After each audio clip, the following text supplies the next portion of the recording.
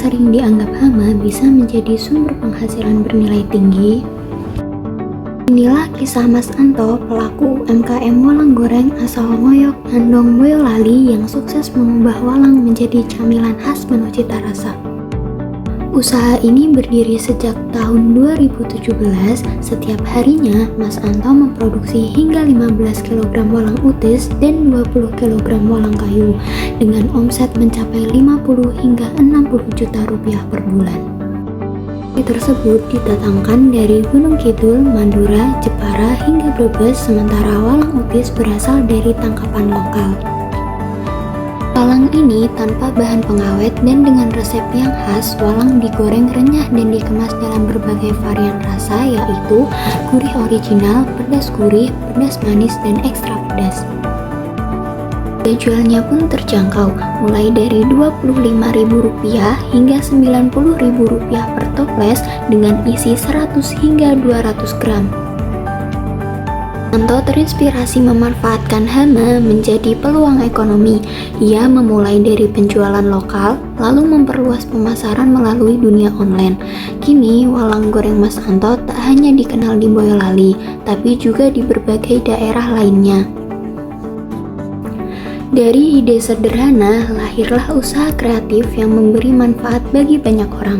Walang goreng Mas Anto membuktikan bahwa kerja keras dan inovasi bisa mengubah hama menjadi sumber rezeki. Apa yang menginspirasi Mas Anto untuk memulai usaha walang goreng ini dan bagaimana strategi yang Mas Anto lakukan agar usaha ini bisa berkembang dari penjualan lokal hingga dikenal secara online seperti sekarang?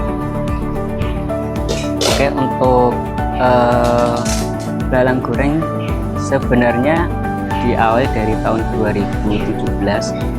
Memang awalnya ini sepele juga sih. Dari tiap malam kita nongkrong. Kala itu di tahun 2017 di desa kita itu diserang yang namanya wabah itu belalang kecil ya, atau belalang besar itu sendiri. Dan di situ ternyata dari pemuda sekitar kita cari belalang goreng dan kita goreng. Ternyata dari situ dari pemuda sendiri senang. Akhirnya tiap malam kita nongkrong dan cari belalang goreng. Dari situ kita berpikir ternyata belalang goreng itu enak, bisa dikonsumsi. Nah, dari situ kita berpikir dari hama yang awalnya hama kita bisa menghasilkan cuan.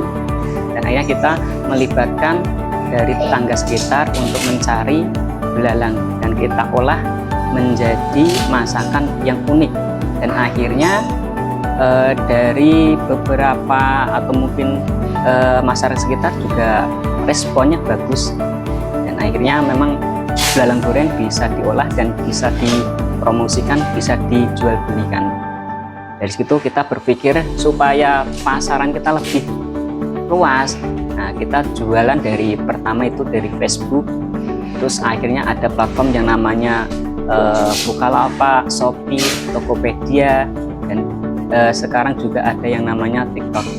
Dan alhamdulillahnya dari perantara platform sendiri untuk belalang goreng kita dikenal masyarakat luas, dan akhirnya untuk penjualan juga bisa ke mancanegara, contohnya ke Hong Kong, ke Malaysia, Jepang, dan Thailand. Seperti itu, Mbak. Ya udah, terima kasih atas info dari Mas Anto. Oke, sama-sama.